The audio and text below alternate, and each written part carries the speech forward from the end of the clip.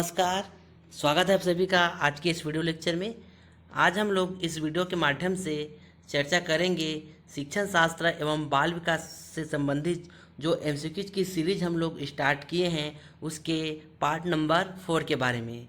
इस वीडियो को प्रारंभ करने से पहले मैं एक चीज़ और आप लोगों को बताना चाहूँगा, और वो है आपके शिक्षक भर्ती से पहले सीजी टेट और सी टेट की जो परीक्षा का नोटिफिकेशन आया है उस नोटिफिकेशन की जानकारी।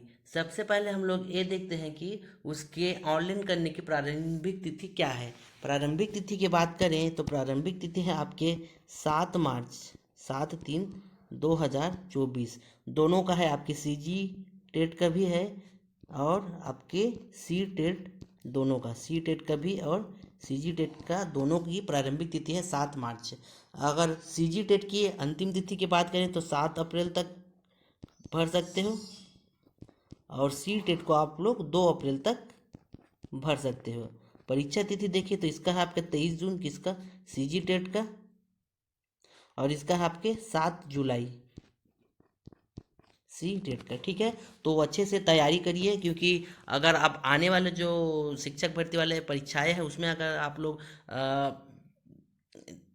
सम्मिलित होना चाहते हैं तो इसको निकालना बहुत अनिवार्य। जिसका नहीं निकला है उन लोगों के लिए है, जिसका निकल गया है वो लोग तो आप लोग शिक्षक भर्ती की ही तैयारी कीजिए। ठीक है, और मैं बताना चाहूँगा कि आप लोग सी टेट की तैयारी कर रहे हो या फिर सी जी टेट की तैयारी कर रहे हो या फिर शिक्षक भर्ती की तैयारी कर रहे हो, जो मैं बाल विकास एवं शिक्षण शास्त्र की एमसीक्यूज करा रहा हूँ वे सभी के सिलेबस से संबंधित है। और एक प्रश्न ऐसा प्रश्न है जो सी जी टेट, सी टेट एवं अन्य स्टेट के टेट के एग्जामों में पूछा गया, मतलब एकदम सेलेक्टिव प्रश्न है। इसके आने की संभावना बहुत अधिक है शिक्षक भर्ती में भी और आपके सी टेट सी जी टेट के एग्ज़ाम में भी। तो आप लोग मेरे चैनल से बने रहिए और वीडियो को देखते रहिए। अगर वीडियो देखने में लेट हो रहा है तो मैं इसका पीडीएफ अपने टेलीग्राम चैनल में डाल देता हूँ, आप लोग वहाँ से भी इसको पढ़ सकते हो। पीडीएफ डाउनलोड करो और पढ़ लो। अगर टेलीग्राम चैनल ज्वाइन करना है तो उसका लिंक इस वीडियो के डिस्क्रिप्शन में और मेरे चैनल के डिस्क्रिप्शन में आप सभी को मिल जाएगा।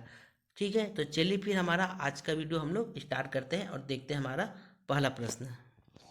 पहला प्रश्न दिया गया है, संक्रियात्मक काल में आने वाली संज्ञानात्मक योग्यता है। ऑप्शन ए है अभिकल्पना निष्कर्ष चिंतन, ऑप्शन बी है अमूर्त चिंतन की योग्यता, ऑप्शन सी है लक्ष्य उच्छिष्ट व्यवहार की योग्यता, ऑप्शन डी है दूसरे के दृष्टिकोण को समझने की योग्यता।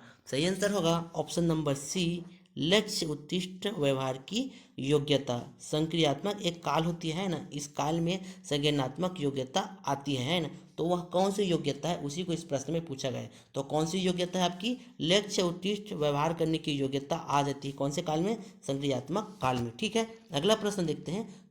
सीखना विकास की प्रक्रिया है, क्या जी, सीखना विकास की प्रक्रिया है, यह कथन किसका है। ऑप्शन ए है थॉर्नडाइक, ऑप्शन बी है वुडवर्थ, ऑप्शन डी है स्किनर, ऑप्शन डी है गिल्डफोर्ड, सॉरी ऑप्शन सी है स्किनर एंड ऑप्शन डी है गिल्डफोर्ड। इसका सही आंसर देखें, सही आंसर होगा option number B Woodworth. Woodworth ने ही यह कथन दिया था, कौन सा कथन, कि सीखना विकास की प्रक्रिया है।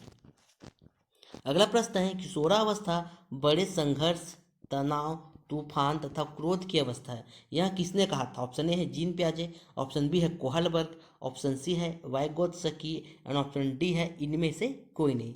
सही आंसर होगा ऑप्शन नंबर डी, इनमें से कोई नहीं, क्योंकि किसने कहा था, स्टेनिल स्टेनिल हॉल स्टेनिल हॉल ने कहा था। और कब कहा था, आपके 1904 में। इन दोनों को आपको याद रखना, 1904 है। ठीक है, अगला प्रश्न है, अमूर्त संख्यात्मक अवस्था है। ऑप्शन ए है 7 से 11 वर्ष, ऑप्शन बी है 2 से 7 वर्ष, ऑप्शन सी है 0 से 2 वर्ष, ऑप्शन डी है 11 से 15 वर्ष। सही आंसर होगा ऑप्शन नंबर डी, 11 से 15 वर्ष। देखो आपके ऑप्शन नंबर ए जो क्या है 7 से 11 वर्ष क्या कहलाता है, आपके पूर्व,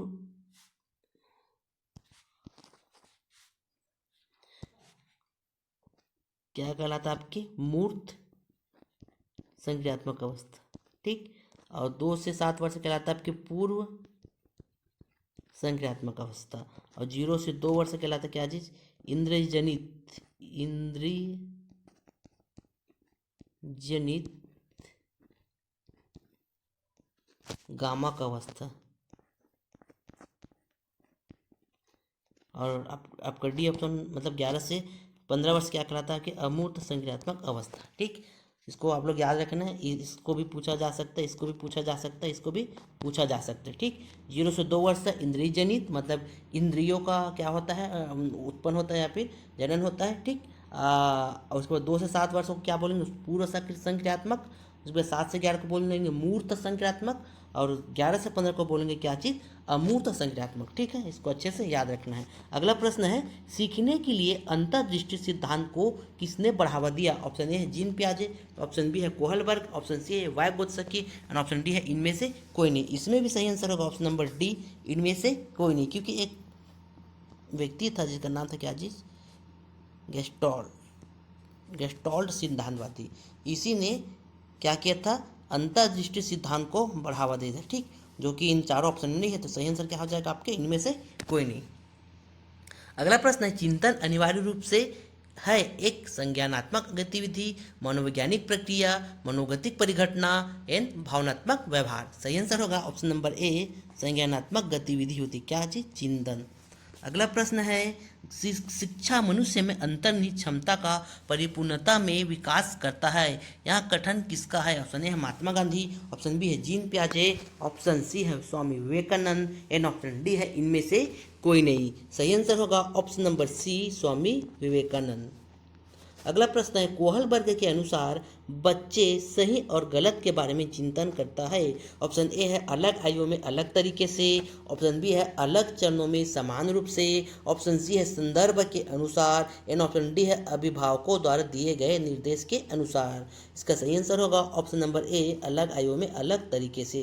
क्योंकि देखना, अलग अलग आयु में अलग अलग चीज़ों के लिए पॉइंट ऑफ व्यू, ये सही है या गलत है, वो अलग अलग रहता है। आपको जो अभी सही लग रहा है वो हो सकता है बाद में गलत लगे, या जो अभी गलत लग रहा है वो आपको बाद में सही लगे। ठीक है, तो इसको आप कॉमन सेंस से भी बना सकते हैं। सही आंसर होगा क्या चीज़, अलग आयु में अलग तरीके से। ठीक, अगला प्रश्न है, कोहलबर्ग के नैतिक विकास के सिद्धांत के अनुसार निम्न अवस्था में लोगों की आशा तथा इच्छाएं पूरी करने के संदर्भ में सही या गलत निर्णय लेता है। ऑप्शन ए है अवस्था 1, ऑप्शन बी है अवस्था 3, ऑप्शन सी है अवस्था 2, एंड ऑप्शन डी है अवस्था 4। सही आंसर होगा ऑप्शन नंबर बी, अवस्था 3। अवस्था 3 में क्या होता है आपके लोगों की आशा तथा इच्छाओं की पूरी करने के संदर्भ में सही या गलत का निर्णय लेता है। किसके अनुसार? कोहलबर्ग के नैतिक विकास के सिद्धांत के अनुसार।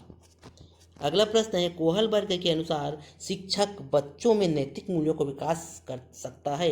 ऑप्शन ए है धार्मिक शिक्षा देकर, नहीं कर सकते बिल्कुल। व्यवहार के स्पष्ट नियम बनाकर, बोझ हो जाएगा। नैतिक मुद्दों पर आधारित चर्चाओं में उन्हें शामिल करके, हाँ ये बिल्कुल सही है। अगर आप नैतिक मुद्दा है ना, उस मुद्दे में जो चर्चा कर रहे हैं ना, उसमें उसको शामिल कर दो, ताकि उसके मनन चिंतन शैली में थोड़ा विकास हो और वो जान सके कि नैतिक मूल्य क्या होता है, नैतिकता क्या होती है ना, तो उस हिसाब से उसके नैतिक मूल्यों का विकास किया जा सकता है। इस हिसाब से सही आंसर क्या है आपके, ऑप्शन नंबर सी।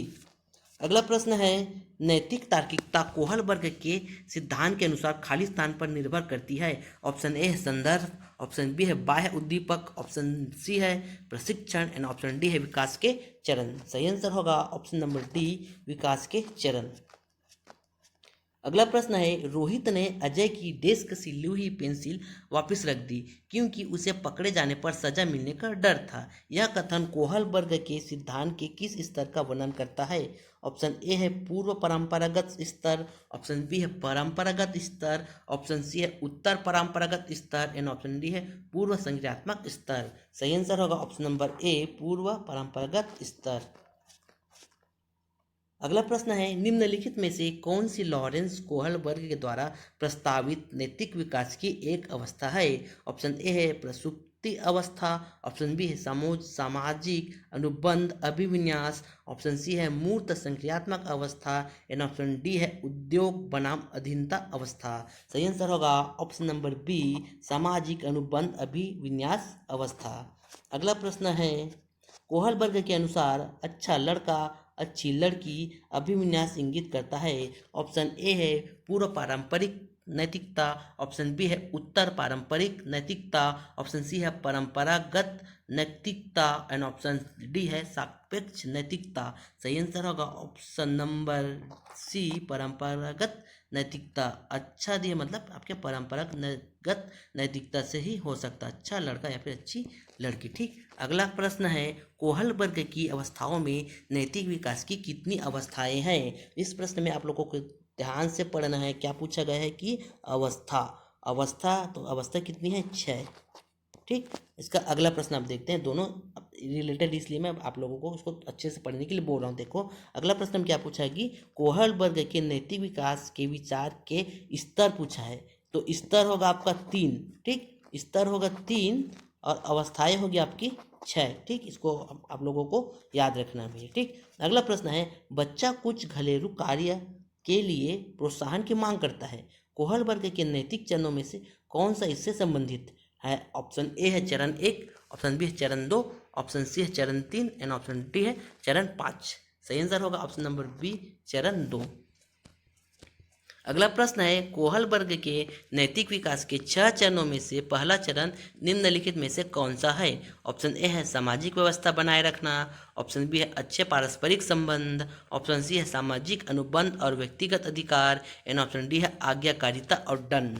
इसका सही आंसर होगा ऑप्शन नंबर डी आज्ञाकारिता और दंड। अभी मैं आप लोगों को कितना बताया था इसका चरण 6 चरण है 6 अवस्था। ठीक, उसका पहला अवस्था क्या है आपके आज्ञाकारिता या दंड के बारे में है। ठीक, अगला प्रश्न है निम्नलिखित में से किस स्तर पर निर्णय केवल व्यक्ति की अपनी आवश्यकताओं और धारणाओं पर आधारित होता है।